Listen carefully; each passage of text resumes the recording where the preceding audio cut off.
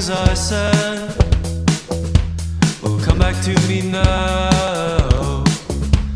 Forgetting all those names for you and no one else, and climbing the escape.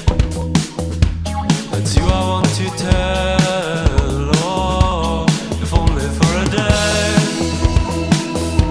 clamoring for your heart and getting through and closer to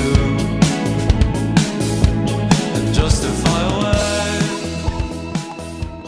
We're here with Princeton. Can you guys introduce yourselves? I'm Ben. I'm Jesse. Where did you guys get the name Princeton from? From a street in Santa Monica called Princeton Street. After 26th Street in Santa Monica, it's just a series of Ivy League schools. It's like Harvard, Yale, Princeton. I don't know why, but that was it. And so Ben actually came up with the name, so maybe 6 or 7 years ago at least. Yeah, it was a long time ago. And we've used it ever since in different incarnations of the band. Who are your musical influences? So for this new record, I'd say Arthur Russell is probably a really big influence on my music style and writing. Terry Riley, Steve Reich, a lot of minimalist composers were really influential to my brother, which he sparked the idea for this record, which was to combine the dance style of music that I have been writing more recently and fuse it with his interest in minimalist music. How would you guys describe Princeton's sound? Matt's arrangements were all more instinctual. He would, sit down with a song and come up with melodies and arrangements. But then that was the combination between him and Patrick. They would sit down and then transpose it into an actual score.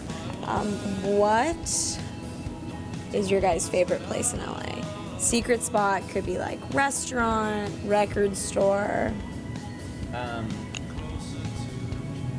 I'm gonna go to the west side where we grew up, and I'm living back in my parents' house now, so I spend a lot of time down there. But Bay City's Deli is my favorite place to go, and along with a place called La Playita over by the Whole Foods on Lincoln and Rose. It's this little hole-in-the-wall taco stand.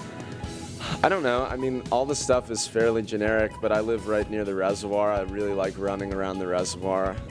That's something that's relaxing. There's a dog park in Pasadena, not the one in Silver Lake, but I've always liked going there with my dog because there's actually grass, and it's not just like a big dirt pit that is like gross, So that is fun. I don't know. There's a few places that are nice to take hikes, like Elysian Park, and then my parents live in the Palisades, and they have a little spot that's really nice for hiking, and you can take your dogs off leash, which I get a great joy in seeing my dog run as fast as she can. So, Tell us what you guys thought about the CRYBABY opening. The opening at CRYBABY was really fun. We played in the courtyard of Space 1520, and it was a little cold, but it was breezy, it sounded good, it was a good crowd, people were moving, getting warm. Did you have a good time? I had a good time. I thought all of the store looked great, everyone looked great. Overall, very attractive evening, so.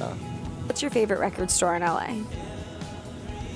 I think in terms of record store, for the type of music I like, Amoeba is best for me. There are plenty of local record stores near where I live, like Mono and Jackknife, that are small and have really well-curated vintage records. But for me, I really like getting Dance 12 inches, and really the only place that has a healthy collection of those is Amoeba. I'd go with Record Surplus on the west side. It's just a huge store, and they have sales a few times a year where they just stock up really good rare records and then let them out, and they don't sell them for too much money. I feel like that's Matt's favorite shop too, since he's not here. I want to pay him some respect. Pour one out. For you, Matt.